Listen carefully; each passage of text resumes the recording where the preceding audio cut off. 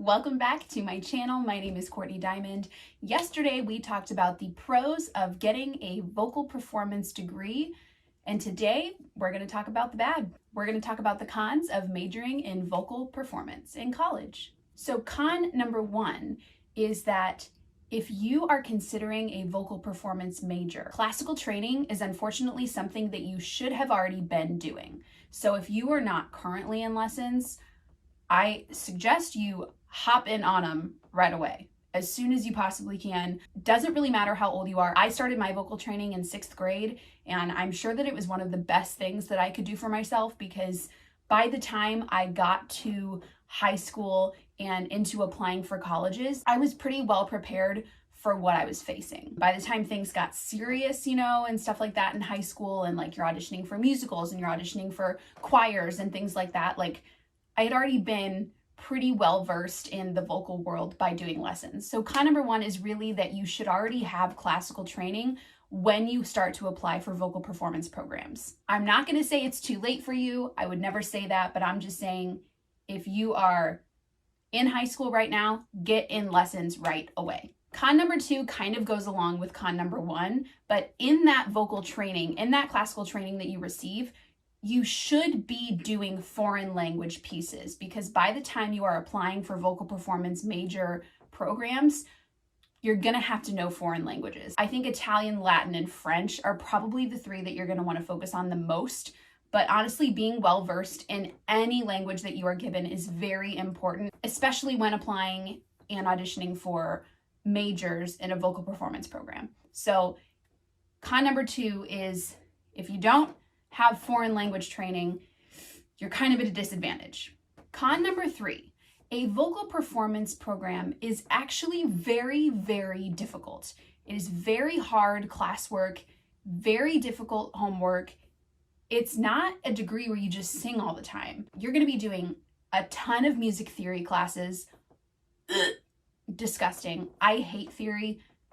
Don't hate me, you theory people. If you're great at it, that's super for you. I hated music theory, and you're gonna have to take probably 2 to 3 years, if not 4 years, of music theory in a vocal performance program, talking about chords and scales and transposing and all kinds of horrible things that are just so difficult to understand, at least for me. You're also going to have to do ear training, like oral skills, being able to listen and identify pitch and things like that.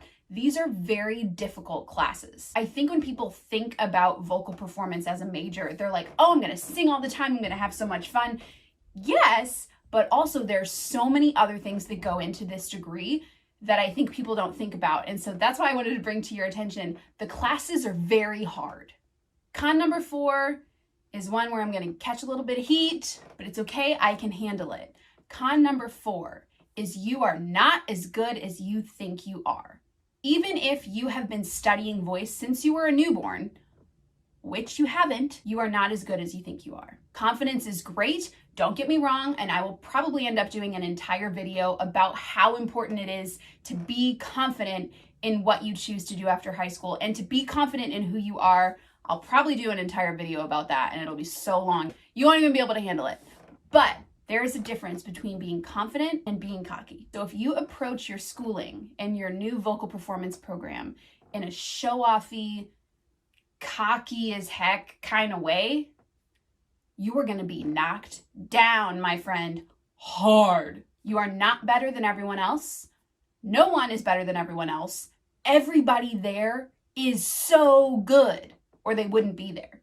If you're super confident and super cocky going into a program like that, you're probably not going to do very well, and you're probably going to get your heart broken.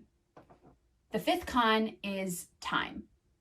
I know that sounds really basic, but the amount of time that you are going to be spending on this degree is insane. Time management in a vocal performance program is essential. Not only will your course load be difficult, it will be a ton of credit hours. When I was in college, my senior year of college, I was in 23 credit hours in one semester. And the average is like 15. So I was taking literally 8 more credit hours than I was supposed to. And I had to have it like signed off by my advisor and a ton of different things in order to do it. But it was just what I had to do to finish my degree. And I didn't even major in vocal performance. I minored. So I'm telling you, you're going to be taking a lot of classes and a lot of credit hours. You're going to be extremely busy all of the time. And not just because you're in class, but because you're going to be performing a lot and attending performances. Many vocal programs and music programs require you to just attend certain performances on campus or off campus, write papers about them, that sort of thing. So when you're not in class, taking a one-on-one lesson, performing, attending someone else's performance, you're going to be practicing. Which brings me to my next point.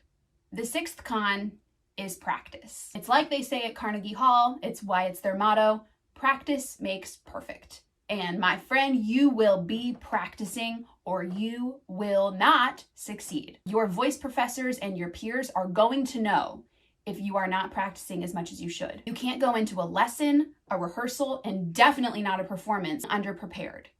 And you especially can't do things halfway. Sometimes practicing isn't fun.